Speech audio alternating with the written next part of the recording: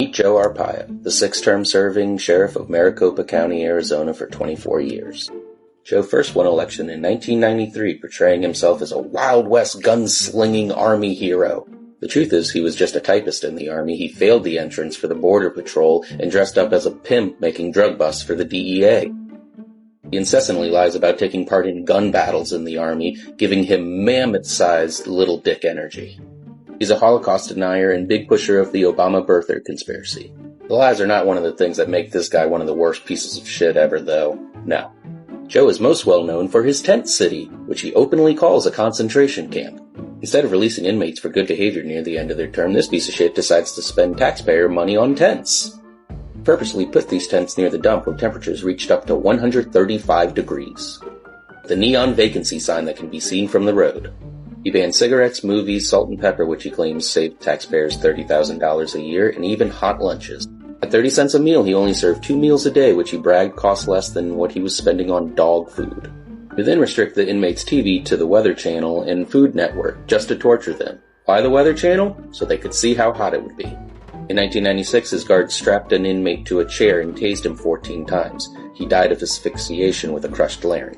Joe defended this and said it set a new standard of how to treat the inmates.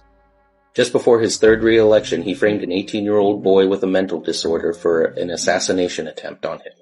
Some of his guards went undercover and helped this boy build a bomb. Joe called the media to film the bust. The boy was found not guilty on the entrapment defense, which almost never happens. He still served 4 years in jail, waiting for his trial. He made chain gangs for children. He set up cameras all over the jail so people could watch the inmates through a website. A lot of these people have not even yet been convicted of a crime, and many of them are juveniles.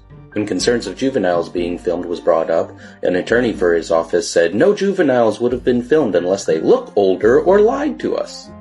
They had cameras in the bathroom.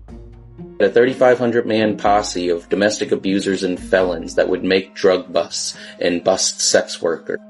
They would actually get sex acts from these sex workers and then bust them so that they didn't have to pay. All the women's charges were dropped. In 2008, a woman who got pregnant while waiting for her trial served 6 months in Tent City. She's not convicted yet. After just a month in Tent City, she felt very ill.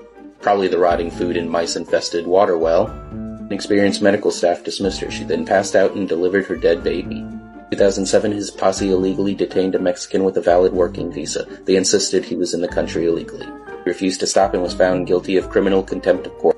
But he never served a day in prison because he was pardoned by Trump.